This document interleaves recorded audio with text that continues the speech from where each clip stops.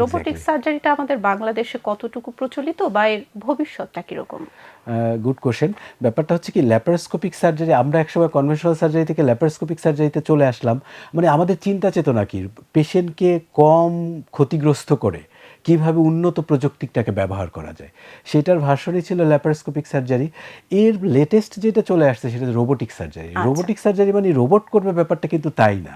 আমি যদি একেবারে সাধারণ বাংলা ভাষায় বলতে চাই, সেটা হচ্ছে পেশেন্ট ঘুমান্ত বা অ্যানেস্থেশিয়া দেওয়া থাকবে পেশেন্টকে। অ্যানেস্থেশিয়া দেওয়ার পরে পেশেন্টের পেটে ওই যে ল্যাপারোস্কোপিক সার্জারির মতো ছোট ছিদ্র করা হবে। ছিদ্র করার পর ক্যামেরা ইন্ট্রোডিউস করা হবে, প্রয়োজনীয় যন্ত্রপাতি ইন্ট্রোডিউস করা হবে।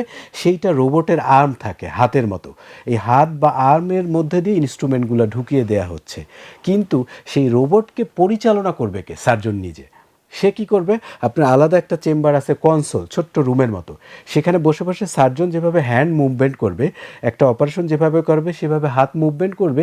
এই মুভমেন্টগুলো ক্যারি করে নিয়ে গিয়ে রোবট সেগুলো এক্সিকিউটিভ করবে। কোথায়? পেটের মধ্যে অথবা অপারেটিভ জায়গায়। রোবটের কাজ হলো সার্জনের সেই কমান্ডিংগুলো, হাতের মুভমেন্টগুলো, সেগুলোকে কনভে করে পরিবহন করে নিয়ে এসে অপারেটিভ সাইডে সেই কাজগুলো করে দেয়া। এটাই হলো রোবোটিক সার্জারি। যেটা ল্যাপারোস্কোপিক সার্জারিতে এক্সট্রা কিছু বেনিফিট আছে, এটা আর একটু প্রেসাইজ হয়। এটার ক্ষেত্রে হলো গিয়া আপনার খুব অ্যানাটমিক্যালি যে সমস্ত জায়গায় ল্যাপারোস্কোপিক সার্জারি করা কঠিন, সেখানে রোবোটিক সার্জারি করা সম্ভব। সার্জনের যদি হ্যান্ড মুভমেন্টের ট্রেমর বা ঝাঁকুনির একটা সমস্যা থাকে, এইটা রোবোটিক সার্জারির ক্ষেত্রে এটা এই ফ্যাসিলিটিসটা পাওয়া যায়, সেই ট্রেমরটা ফিল্ট্রেশন করে ফেলে। বাংলাদেশে এটার ভবিষ্যৎ আপনি কেমন দেখছেন?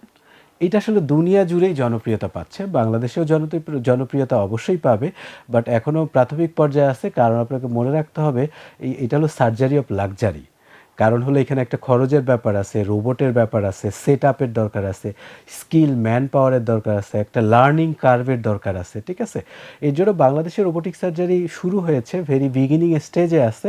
In the future it will be developed, definitely it will be developed.